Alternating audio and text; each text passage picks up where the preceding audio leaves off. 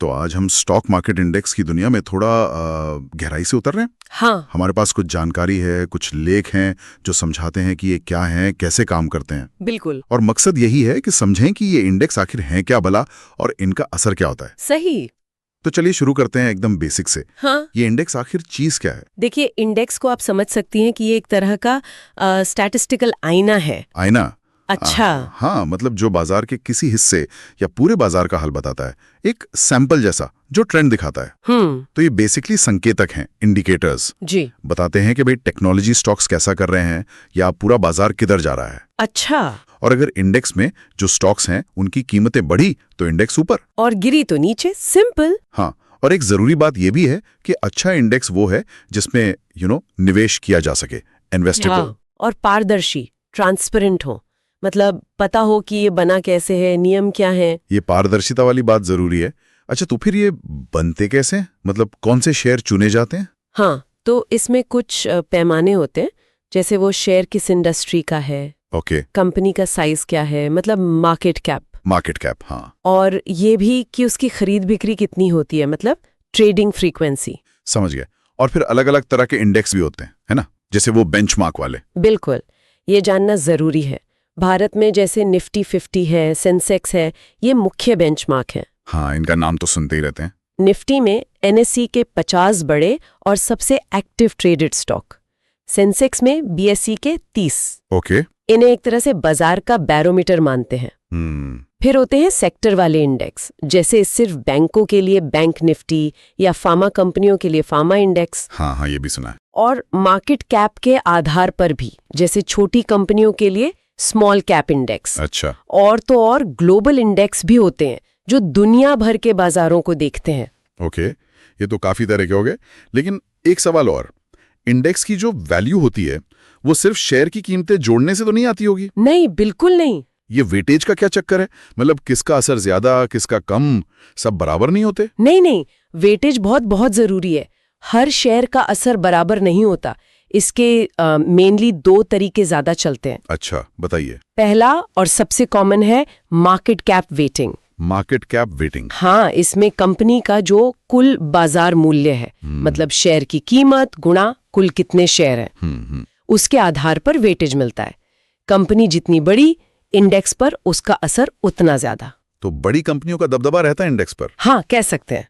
और भारत में अक्सर free float market cap use होता है। फ्री फ्लोट वो क्या होता है? फ्री फ्लोट मतलब सिर्फ वो शेयर गिने जाते हैं जो आम पब्लिक के लिए खरीदने बेचने को उपलब्ध हैं। अच्छा। जो प्रमोटर या सरकार के पास है उनको हटा देते हैं वेटेज निकालते वक्त, ताकि बाजार की असल तस्वीर दिखे। बिल्कुल। पर इसका एक साइड इफेक्ट ये भी है कि जब बड़ी कंपनियां और बड़ी होती जाती हैं तो इंडेक्स पर उनका असर और बढ़ जाता है। हाँ, और कभी कभी ये बाजार में बबल जैसी स्थिति को भी हवा दे सकता है। ये तो सोचने वाली बात है। और दूसरा तरीका? दूसरा है प्राइस वेटिंग। इसमें जिस शेयर का दाम सबसे ज्यादा, उसको सबसे ज्यादा वेटेज। दाम के हिसाब से कंपनी कितनी बड़ी है इससे मतलब नहीं? हाँ, इससे मतलब नहीं। जैसे अमेरिका का डाउ जोन्स या जापान का निक्केई 225, वो प्राइस वेटेड है। अच्छा। पर इसकी एक कमी है। मान लीजिए कोई कंपनी शेयर स्प्लिट करती है। हाँ। जैसे 1000 रुपए का शेयर था, उसे 100 रुपए के 10 शेयर बना दिया, तो शेयर का दाम कम हो गया ना? हाँ, दाम तो कम हो गया। तो इंडेक्स में उसका वेटेज भी कम हो जाता है, भले ही कंपनी की वैल्यू वही हो।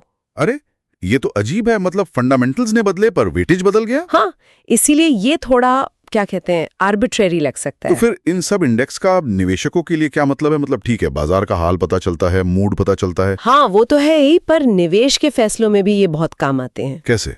खासकर पैसिव इन्वेस्टिंग के लिए, जैसे इंडेक्स फंड्स या ईटीएफ्स होते हैं ना। हाँ हाँ, सुना है। वो सीधे सीधे इन इंडेक्स को कॉपी करते हैं। हाँ। तो अगर आपको लगता है कि पूरा बाजार अच्छा करेगा, तो आप सीधे इंडेक्स फंड में पैसा लगा सकते हैं, बिना अलग अलग शेयर चुनने की झंझट के। बिल्कुल। और एक मजेदार बात पता है क्या? कई स्टडीज दिखाती हैं कि ज्यादातर एक्टिव फंड मैनेजर्स जो खुद शेयर चुनकर इंडेक्स को हराने की कोशिश करते हैं, हाँ। वो असल में अपनी फीस वगैरह काटने के बाद बेंचमार्क इंडेक्स से कम ही रिटर्न दे पाते हैं।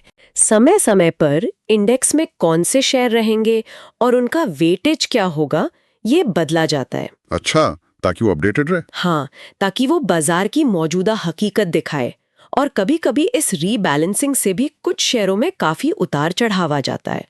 ये भी ध्यान रखने वाली बात है। बिल्कुल। तो मतलब कुल मिला के ये इंडेक्स बाजार की एक फोटो जैसे हैं, जो चुने हुए शेयरों और उनके वेटेज पर टिके हैं। सही कहा, एक स्नैपशॉट। ये मुझे सोचने पर मजबूर करता है। अगर मार्केट कैप वेटिंग हमें बताता है कि बाजार अभी कैसा है, तो क्या प्राइस वेटिंग या शायद इक्वल वेटिंग, जहां सबको बराबर वेटेज मिले? हाँ, इक्वल वेटिंग भी एक तरीका है। क्या ये तरीके हमें भविष्य के छुपे हुए हीरोज या वो सेक्टर जो अभी सस्ते हैं, उनके बारे में कुछ इशारे दे सकते हैं? ये बहुत दिलचस्प सवाल है।